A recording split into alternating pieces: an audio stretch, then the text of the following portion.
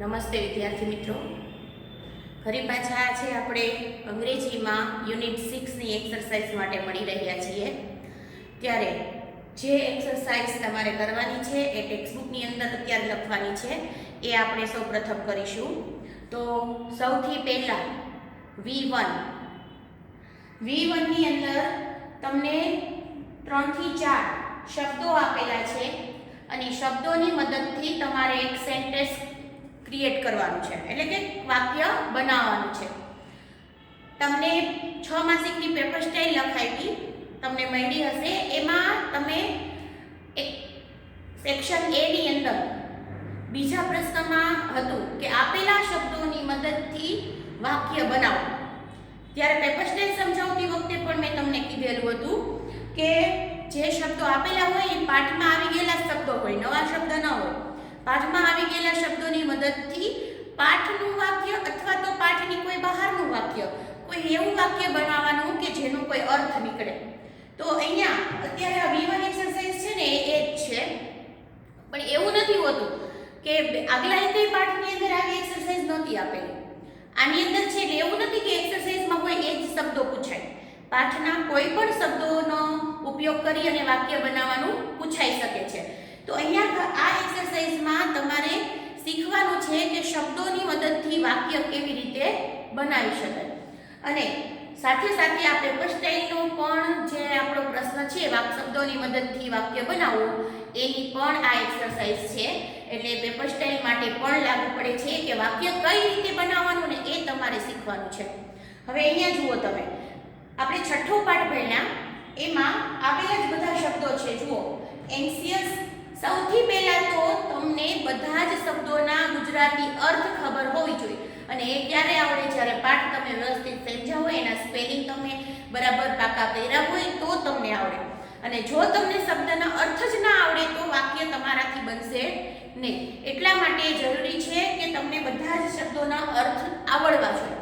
હવે અહીંયા જુઓ, પહેલો શબ્દ છે એન્શિયસ. એન્શિયસ એટલે આતુર. લુક એટ એટલે તરફ જોવું. પેલ એટલે નિસ્તેજ અથવા ઝાંખું. માય ટીચર એટલે મારા શિક્ષક. હવે આ 4 શબ્દો જે તમને આપ્યા છે એ 4 શબ્દોની મદદથી તમારે કોઈ પહેલા મનની અંદર એવું ગુજરાતી વાક્ય યાદ કરવાનું કે જેની અંદર આ બધા જ શબ્દો છે એ આવી જતા હોય. તો આપણે એમ એવું વાક્ય બનાવી કે મારા શિક્ષકે મારા નિસ્તેજ ચહેરા તરફ આતુરતાથી જોયું. બરાબર, આ એક વાક્ય. હવે આ વાક્યને આપણે અંગ્રેજીમાં કન્વર્ટ કઈ રીતે કરી શકાય? તો આપણે ખબર છે કે અંગ્રેજીમાં તમે આ વાક્યને કોઈ પણ કાળની અંદર બનાવી શકો છો. એટલે કે તમને જે આ ક્રિયાપદ આપેલું છે, બરાબર, આ વિશેષણ આપેલું છે, આ બધું તમે એની રૂપની અંદર ફેરફાર કરી શકો ને એટ ઇઝ એમનેમ વાપરવું હોય તો પણ વાપરી શકો. તો તમારે સૌથી પહેલા તો કયો કાળનું વાક્ય બનાવવું છે એ નક્કી કરી લેવાનું. બરાબર, આપણે ગુજરાતી વાક્ય બનાવ્યું કે મારા શિક્ષકે મારા નિસ્તેજ ચહેરા તરફ આતુરતાથી જોયું, તો એ વર્તમાન કાળનું વાક્ય આપણે બનાવ્યું. બરાબર, તો હવે કોઈ પણ કાળ છે એની વાક્ય રચના આપણને ખબર હોવી જોઈએ કે ભાઈ કર્તા, ક્રિયાપદ, કર્મ, અન્ય શબ્દ. બરાબર, હવે કર્તા છે એટલે કે મારા ટીચરે જોયું, એટલે જોનાર કોણ છે? કર્તા. એ ટીચર છે, તો આપણે ટીચરથી કર્તાથી શરૂ કરશું. અને લુક એટ છે એ ક્રિયાપદ છે. બરાબર, અને વર્તમાન કાળનું વાક્ય આપણે બનાવીએ છીએ એટલે મૂળ રૂપ આવે અથવા SES વાળું રૂપ આવે. બરાબર, હવે આપણે વાક્ય બનાવશું માય ટીચર. લુક ની પાછળ SES લગાડ તો લુક્સ. બરાબર, looks at my pale face. હવે કેવી રીતે જોયું?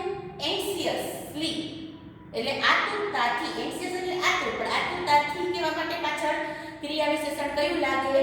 એલ1. તો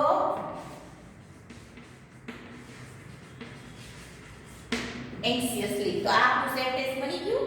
my teacher looks at my pale face anxiously. મારા શિક્ષકે મારા નિસ્તેજ ચહેરા તરફ આતુરતાથી જોયું.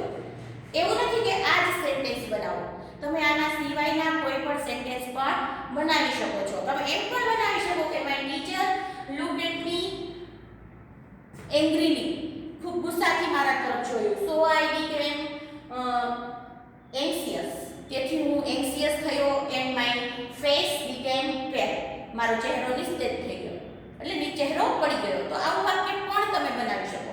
એટલે કોઈ આમાં તમારી બંધન નથી હોતું કે આ જ રીતે વાક્ય બનાવો કે આવું જ વાક્ય બનાવો, બરાબર. તમારા વિચાર પ્રમાણે તમે કોઈ પણ સેન્ટેન્સ બનાવી શકો છો, પણ એ અર્થની રીતે અને વાક્ય રચનાની રીતે બરાબર હોવું જોઈએ, તો જ માર્ક્સ મળે. નહીંતર તમને આનો માર્ક્સ મળે નહીં. ત્યાર પછીનું જુઓ, બીજું છે ડિટરમાઇન. ડિટરમાઇન એટલે દ્રઢ નિર્ણય કરવો અથવા નિશ્ચય કરવો. સમર વેકેશન એટલે ઉનાળાનું વેકેશન, સ્પેન્ડ એટલે પસાર કરવું, અને માઉન્ટ આબુ એટલે સ્થળનું નામ છે માઉન્ટ આબુ. તો અહીંયા મેં નિર્ણય કરી લીધો કે હું સમર વેકેશન છે એ માઉન્ટ આબુમાં વિતાવીશ, બરાબર. અથવા તો મેં દ્રઢ નિર્ણય કરી લીધો હતો કે હું સમર વેકેશન આબુમાં વિતાવીશ. હવે આ છે ને એ હતો, જો તમારે લખવું હોય તો ભૂતકાળમાં વાક્ય બનાવવાનું, અને વિતાવીશ લખવું હોય, બરાબર, કે મેં નિર્ણય કર્યો છે કે હવે હું વિતાવીશ, તો ભવિષ્યકાળમાં લખવાનું. તો તમારે જે ઈચ્છા પડે એ કાળની અંદર તમે લખી શકો. તો અહીંયા આપણે નિર્ણય કર્યો છે કોને, આપણે અહીંયા વાક્યમાં મેં નિર્ણય કર્યો એવું લખ્યું, તો આપણે કરતા શું લખશું? આઈ. હવે જો ભૂતકાળમાં લખતા હોય ને, જો આપણા દ્વારા નિર્ણય થયો છે, એટલે અહીંયા છે ને પેસિવ વાક્ય આવે. તો જો વર્તમાનમાં લખતા હોય તો એમિઝાર અને ભૂતકૃત, અને ભૂતકાળમાં લખતા હોય તો વોઝ વેર અને ભૂતકૃત. તો આઈ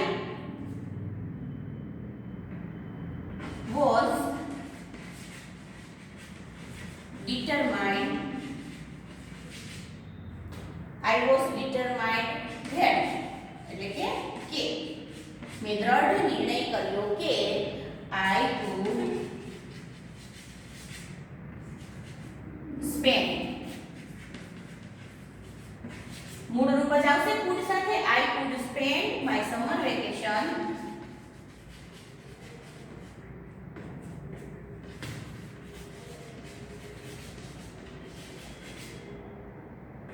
in Mount Abu, બરાબર, in Mount Abu.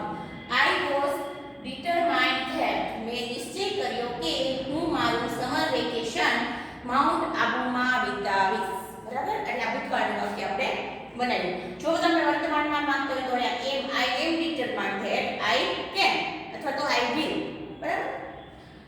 Cattle, T, gas stove, આમાં ત્રણ શબ્દો આપેલા છે, કેટલી, ચા અને gas stove.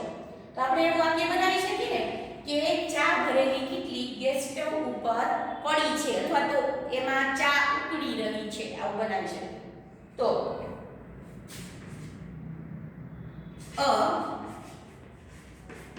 kettle of tea, એક ચાની કેટલી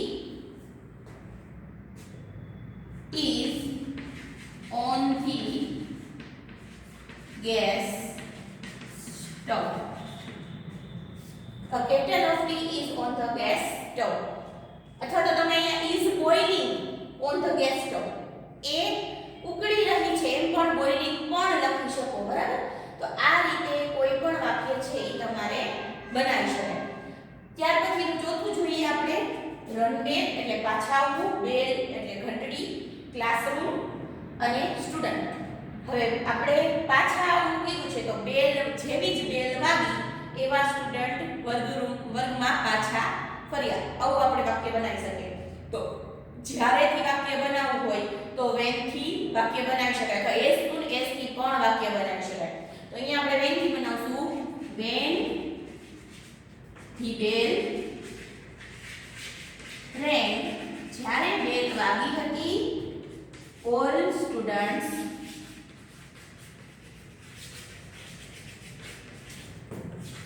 run back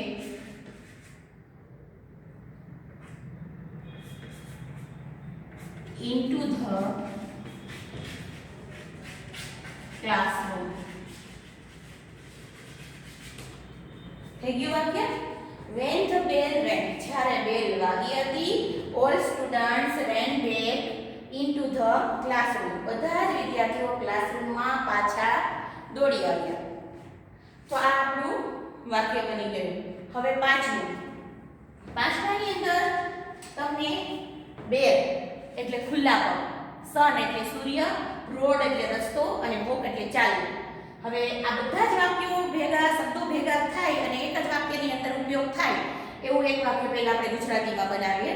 તો હું ધગધગતા સૂર્યના તડકામાં રોડ પર ખુલ્લા પગે ચાલતો હતો. આવું વાક્ય બનાવી શકાય. બરાબર?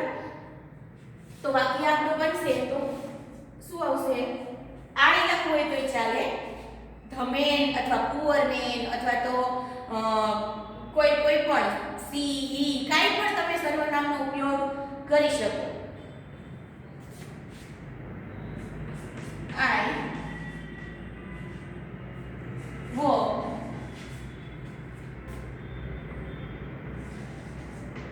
on the road in hot sun with bare feet. વાક્ય બની ગયું. I walked on the road. હું રોડ ઉપર ચાલી રહ્યો હતો in the hot sun. ધગધગતા સૂર્યના તડકામાં with bare feet. ખુલ્લા પગે. બરાબર? આવી રીતે તમારે વાક્ય બનાવવાના હોય. આ પેપર સ્ટાઇલનું પણ રિવિઝન આમાં થઈ ગયું સાથે સાથે અને આ વાક્યો પણ આપણે એક્સરસાઇઝના બનાવીને આ તમારે ટેક્સ્ટબુકની અંદર તો જગ્યા નથી આપેલી એટલા માટે આ તમારે વાક્યો છે ને કે પાકી નોટની અંદર લખી નાખવાના છે એક્સરસાઇઝમાં. ગ્લોસરી લખાઈ જાય પછી છેલ્લે હું હોમવર્કમાં આપીશ કયું શું તમારે પાકી બુકમાં લખવાનું છે. પણ આને પણ આપણે પાકી બુકમાં લખશું જેથી કરીને આપણને ખબર પડે કે આપણે શબ્દો છે એના પરથી વાક્ય કઈ રીતે બનાવી શકાય. હવે આગળની એક્સરસાઇઝ આપણે જોશું. 1 મિનિટ વિડિયો પોઝ કરી અને આ વાક્યો લખવા હોય તો લખી નાખજો.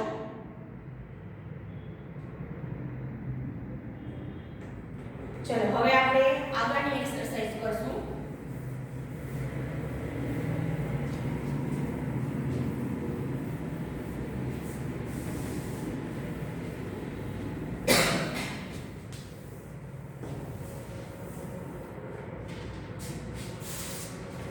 આગળમાં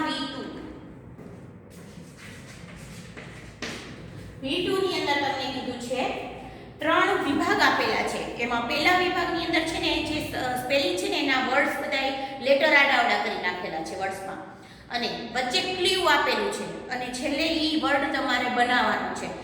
એક એક્ઝામ્પલ આપેલું છે LASTL. ક્લ્યુ આપેલું છે સ્મોલ શોપ, નાની દુકાન. તો એના માટેનો સ્પેલિંગ આપણે ઈ લેટરને ગોઠવીને બનાવવાનો છે. જો આપણને આમ લેટર ગોઠવવાનું નથી પૂછાતું પરીક્ષામાં પણ ગ્લોસરીના અર્થ પૂછાય છે. એટલે આ એક પ્રકારની પહેલા વિભાગને તમે છોડી દો તો એક પ્રકારની બીજો ત્રીજો વિભાગ છે ને એ ગ્લોસરી જ છે. ત્રીજા વિભાગમાં આપેલા શબ્દ છે અને વચ્ચે ક્લ્યુ છે ને એ એના અર્થ છે. એટલે સ્ટોલ, નાની દુકાન, એનો સ્પેલિંગ શું બન્યો? સ્ટોલ. તો તમને પૂછે સ્ટોલ મીન્સ તો શું આવે? Small shop. તો એનો મીનિંગ જ છે, નિયરેસ્ટ મીનિંગ છે. એટલા માટે આપણે આ જે બીજો ત્રીજો વિભાગ છે ને એને યાદ રાખવાનો છે. પહેલા વિભાગની આપણે કંઈ જરૂર નથી. એટલે પહેલામાં તો સ્ટોલ આપેલું છે, બીજામાં નોટ ક્લિયર, ચોખ્ખું ન દેખાતું હોય ને એને, એટલે કે ઝાંખું દેખાતું હોય, ડલ દેખાતું હોય તો એના માટે અહીંયા જો આમ તો ડલ શબ્દ થાય, બરાબર, ક્લાઉડી શબ્દ થાય, પણ આગળ આપેલા સ્પેલિંગ ઉપરથી અહીંયા કયો સ્પેલિંગ બને છે? બ્લર, જે પાઠમાં આવી ગયો છે.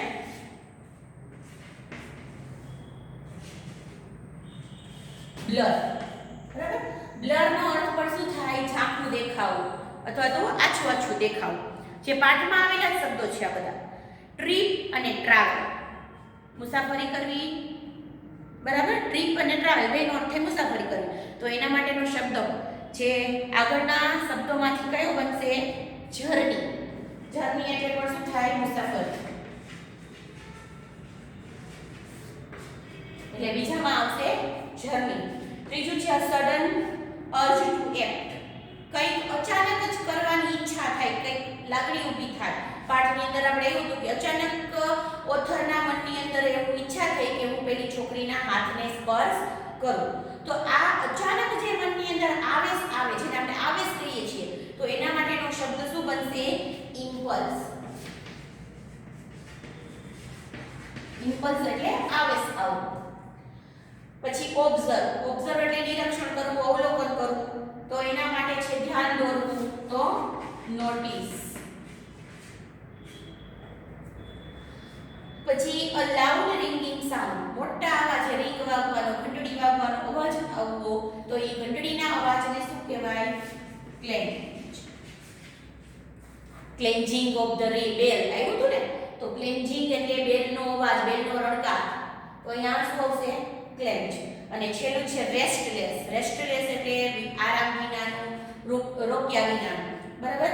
તો એમાં એને કહેવાય અધીરું પણ કહી શકાય. તો એના માટેનો અહીંયા સ્પેલિંગ બનશે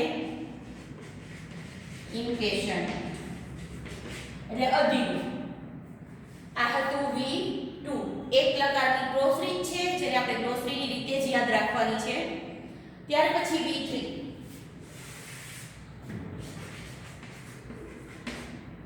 V3 ની અંદર તમને ઉપર કાઉન્સમાં શબ્દો આપેલા છે, એની સાથે જોડીમાં બંધ બેસતા હોય એવા શબ્દો આપણે ગોઠવવાના છે.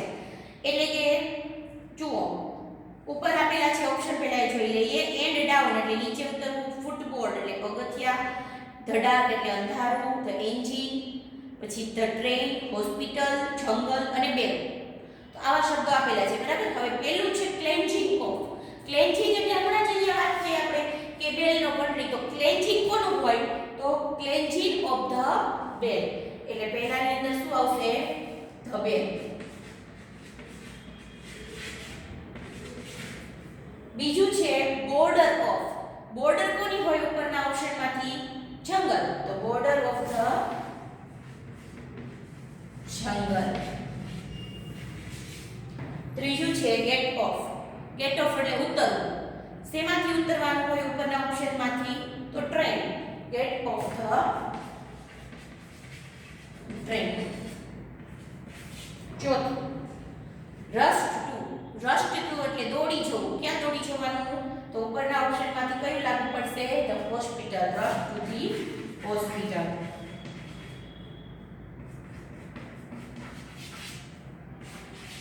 હોસ્પિટલે દોડી જવું.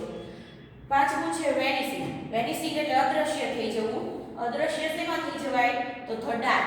તો વેનિસિંગ ધ ડાર્ક કેટલો કહેવાય? વેનિસિંગ ઇન ધ ડાર્ક કહેવાય. અંધારાની અંદર અદ્રશ્ય થઈ જવું. છઠ્ઠું હેઝિંગ ઓફ. હેઝિંગ એટલે ધબધબાટ અવાજ. પાઠની અંદર પણ આવી ગયું હેઝિંગ ઓફ. શેનો અવાજ હોય? ધબધબાટ. એન્જિન. તો હેઝિંગ ઓફ ધ એન્જિન. સાતમું છે સ્ટેપ્ડ. સ્ટેપ્ડ એટલે પગ મૂકવો અથવા તો પગ શેના માટે ઉપર ઉતરવાનું હોય? ફૂટબોર્ડ ઉપરથી, પગથિયા ઉપરથી ઉતરવાનું હોય. તો સ્ટેપ્ડ પગથિયું ઉતરવું કહેવાય. તો ઓફ. અહીંયા વધારાનું શું ઉમેરવું પડશે? Stepped of the footboard.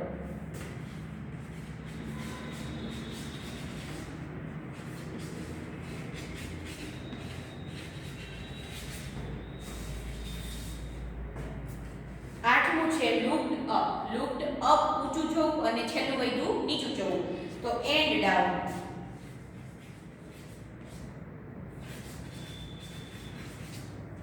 ઊંચું જોવું અને નીચું જોવું.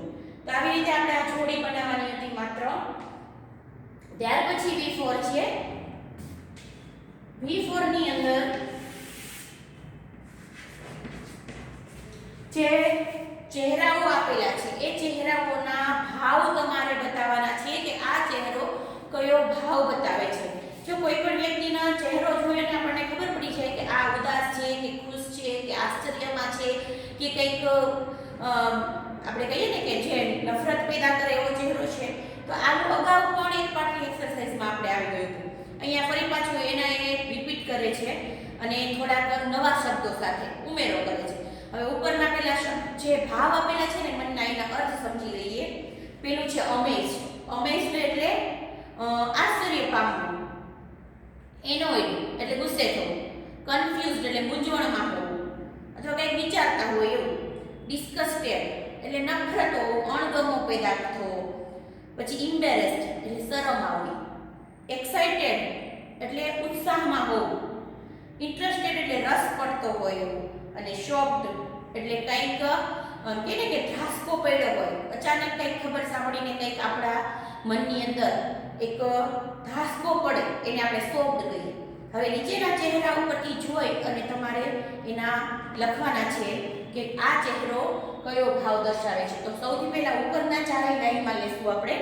સૌથી પહેલો ચહેરો છે ને એ જોઈને આપણને ખબર પડે કે એ ભાઈને શરમ આવે છે. તો પહેલામાં આવશે embarrassed.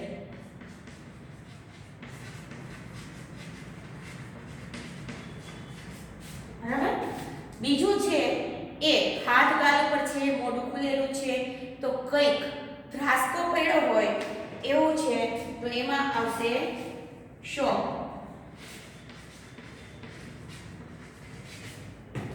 ત્રીજું, મજા આવતી હોય કોઈ કામમાં જોવામાં એ એવો ચહેરો દેખાય છે, તો એટલે કે એને કોઈ કામની અંદર રસ પડે છે, તો શું આવશે? ઇન્ટરેસ્ટેડ. ચોથું છે માંડ ઉપર આંગળી રાખીને ભાઈ કંઈક વિચારે છે, તો આપણે શું લખશું? મૂંઝવણમાં છે, કંઈક વિચારણામાં છે, તો કન્ફ્યુઝડ.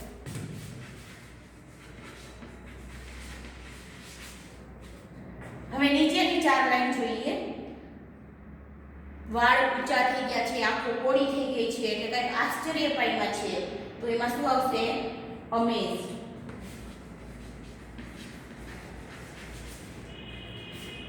એક નેણ ઊંચું નીચું છે, હોઠ પણ ઊંચા નીચા છે, એનો અર્થ છે ભાઈ ગુસ્સે થયેલા છે, એટલે શું આવશે? એનોયડ.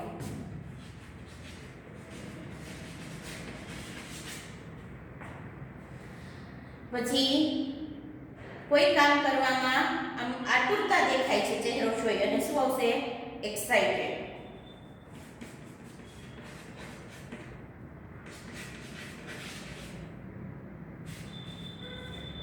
અને છેલ્લું મોઢું બગાડે છે, એ જોઈ અને આપણને ખબર પડે કે એ ભાઈને ગમતું નથી, એટલે અણગમો બતાવે છે, તો એમાં આવશે ડિસ્ગસ્ટેડ.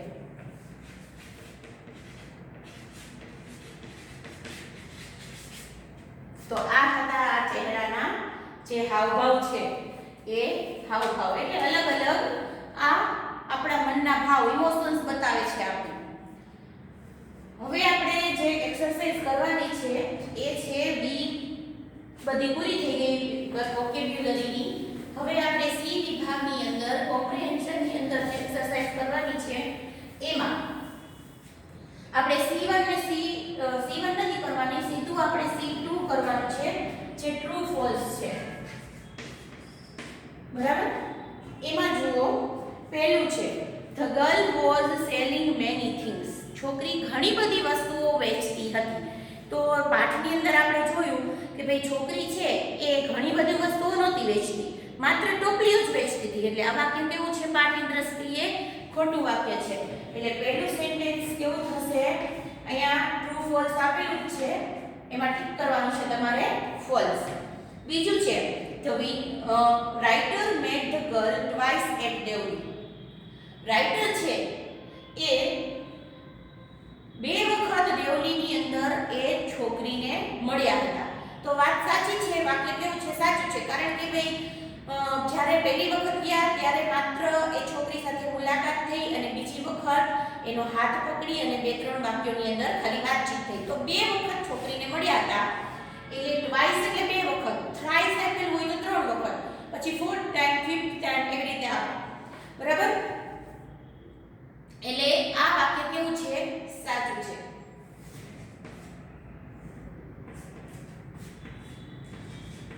ત્રીજું સેન્ટેન્સ જુઓ, ધ રાઇટર. જો ઓથર લખ્યું હોય કે રાઇટર લખ્યું હોય, બેયનો સરખો જ અર્થ થશે લેખક. એટલે ક્યારેક રાઇટરની બદલે ઓથર આપેલું હોય તો પણ તમારે સમજી જવાનું. Writer controlled his feeling of touching the girl. રાઇટરે પેલી છોકરીને સ્પર્શ કરવાની જે એને મનની ભાવ હતો, એનો આવેશ હતો, એને કંટ્રોલ્ડ કરીને રાખેલો હતો. હવે આપણને ખબર છે કે પહેલી વખત તો ભાઈ એની ઈચ્છા થઈ અડવાની, પણ એને કંટ્રોલ કર્યો હતો. પણ બીજી વખતની વાત છે, એમાં એને હાથ પકડી અને જે કેવું હતું એ કહી દીધું હતું. એટલા માટે અહીંયા કોઈ ચોખવટ નથી આપેલી કે ફર્સ્ટ ટાઈમ કે સેકન્ડ ટાઈમ. જો આ વાક્યની અંદર ફર્સ્ટ ટાઈમ આવ્યું હોત તો આપણે ઓફકોર્સ એ વાક્યને આપણે ટ્રુ કરે, પણ સેકન્ડ ટાઈમ આવ્યું હોત તો આપણે આ વાક્યને ફોલ્સ કરે. અહીંયા કોઈ ચોખવટ નથી આપેલી એટલે આપણે આ વાક્ય કેમ કરવાનું છે? ફોલ્સ કરવાનું છે. The writer was the girl in the dream during the journey. લેખકે પેલી છોકરીને બાકીની મુસાફરી દરમિયાન સપનામાં જોઈ. હવે આવો પાઠની અંદર ક્યાંય ઉલ્લેખ નથી, કારણ કે બાકીની મુસાફરી દરમિયાન લેખક એમ કહે છે કે હું સૂઈ ન શક્યો, જાગતો બેઠો. જો સૂતા જ ના હોય તો સપનું આવવાનો કોઈ શક્યતા જ નથી. એટલા માટે અહીંયા સપનામાં પેલી છોકરી આવી એ વાત કેવી છે? ખોટી છે. એવું પાઠમાં ક્યાંય આપેલું નથી. The writer expressed his love in words during their second meeting. બીજી મીટિંગ દરમિયાન લેખકે પોતાના પ્રેમ છે પોતાનો એની સામે વ્યક્ત કર્યો હતો શબ્દો દ્વારા. જો મુલાકાત થઈ હતી પણ માત્ર વાતચીત કેટલી થઈ હતી કે ભાઈ હું દિલ્હી જાઉં છું, ત્યારે છોકરી કહે છે કે ભાઈ મારે નથી આવવું, તું અહીંયા ને અહીંયા આવીશ, હું બીજી વાર આવીશ. બસ આવી વાત સામાન્ય થઈ હતી. પણ એના મનની અંદર જે પ્રેમની લાગણી હતી એ વ્યક્ત કરવા માટે કોઈ પણ શબ્દ લેખકે કહ્યા હતા નહીં. અને અહીંયા એવું કીધું છે વાક્યમાં કે લેખકે પોતાનો પ્રેમ છે એ વ્યક્ત કર્યો હતો છોકરી સામે. તો આ વાક્ય કેવું થશે? ખોટું થશે. એમને પોતાનો પ્રેમ શબ્દો દ્વારા વ્યક્ત કરેલો હતો નહીં. છઠ્ઠું જોશો. The writer broke his journey actively and made inquiries about the girl. જે રાઇટર છે એને પોતાની મુસાફરી દેવલીમાં રોકી દીધી હતી અને પેલી છોકરીની પૂછપરછ કરી હતી. જો પાઠમાં સ્પષ્ટ શબ્દોમાં કીધેલું છે કે લેખકે ક્યારેય એની મુસાફરી રોકી હતી નહીં. માત્ર એને નક્કી કર્યું હતું, નિર્ણય કર્યો હતો કે હું એક દિવસ મારી મુસાફરી રોકી દઈશ અહીંયા અને પેલી છોકરી માટે તપાસ કરીશ, એને ગોતીશ. પણ આવું એને નેવર ક્યારેય કરેલું નથી. નેવર શબ્દનો ઉપયોગ કરીને પાઠમાં આપણે સેન્ટેન્સ આપેલું છે. એટલે ક્યારેય મુસાફરી રોકી નથી, માત્ર નિર્ણય જ કર્યો હતો. એટલે વાક્ય છે એ ખોટું થશે. એટલે અહીંયા છઠ્ઠું સેન્ટેન્સ છે એ પણ ફોલ્સ છે. હવે આગળની બીજી એક્સરસાઇઝ તમારે નથી કરવાની, એ કે સીધું C5 છે એ પાઠના પ્રશ્ન જવાબ છે જે તમારે પાકી બુકમાં લખવાના છે. એટલે આજના હોમવર્કની અંદર ફેર બુકમાં શું લખવાનું છે? એક તો V1 અને C5 આ બંને પાકી બુકની અંદર તમારે લખવાનું છે. આજના હોમવર્કની અંદર અહીંયા તમારો છઠ્ઠું યુનિટ આપણે પૂરું કરી દઈએ છીએ. આગળની કોઈ પણ એક્સરસાઇઝ આ ટેક્સ્ટબુકની આપણે નથી કરવાની.